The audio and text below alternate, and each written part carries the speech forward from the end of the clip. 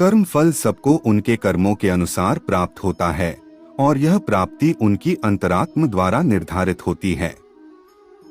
इसे व्याख्यान करते समय श्री कृष्ण ने कई महत्वपूर्ण सिद्धांतों को प्रस्तुत किया है जो कर्म फल के प्राप्ति की प्रक्रिया को समझने में मदद करते हैं। कर्म फल की प्राप्ति एक प्रक्रिया है जो क्रमशः निम्नलिखित 5 मुख्य चरणों से गुजरती है। नंबर 1, कर्म करना। यह चरण कर्म फल की प्राप्ति की प्रारंभिक उत्पत्ति को दर्शाता है।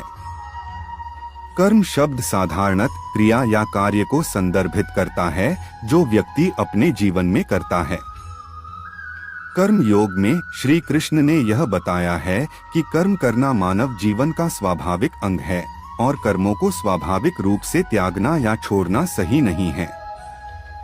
उन्होंने कहा है कि कर्म भले ही नियमित और समर्पित भाव से किया जाए, उसका त्याग नहीं किया जाना चाहिए। नंबर 2, कर्म का फल। इस चरण में श्री कृष्ण ने बताया है कि कर्म का फल कर्म के संपूर्ण क्रम को समाप्त करने के बाद प्राप्त होता है। यह फल व्यक्ति के कर्मों की प्रतिष्ठा, नीति, निष्ठा और उनके जीवन में उनकी भावनाओं और मनोवृत्तियों के प्रति आचरण के आधार पर तय होता है। नंबर 3, कर्म फल का अनुभव। यह चरण कर्म फल को अनुभव करने वाले व्यक्ति के अंतःकरण की अवस्था को दर्शाता है। यह चरण व्यक्ति को उसके कर्मों के फल को अपनी अंतरात्मा के माध्यम से अनुभव करने की अनुमति देता है। श्री कृष्ण ने यह बताया है कि व्यक्ति को निरंतर अभिव्यक्ति करते रहने की आवश्यकता है ताकि वह कर्म फल के विविध आवेशों और परिणामों को सहन कर सके।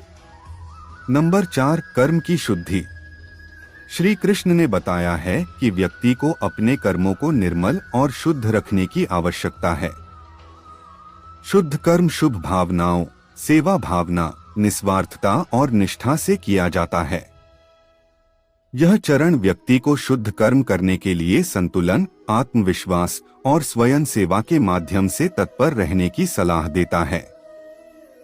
नंबर 5, कर्म से मुक्ति। अंतिम चरण में श्री कृष्ण ने कर्म से मुक्ति की प्राप्ति के बारे में बताया है। उन्होंने बताया है कि अंतिम चरण में व्यक्ति अपने कर्मों से मुक्त हो जाता है और एक उच्चतर आदर्श स्थिति को प्राप्त करता है जिसे मोक्ष या मुक्ति कहा जाता है। यह चरण व्यक्ति को साधना, ज्ञान और भक्ति के माध्यम से अपने अंतर्मन की अच्छी देखभाल करने की सलाह देता है। कर्म फल की प्राप्ति एक गहरी और व्यापक प्रक्रिया है जिसमें व्यक्ति के कर्म, भावनाएं, नैतिकता और आदर्शों का महत्वपूर्ण योगदान होता है।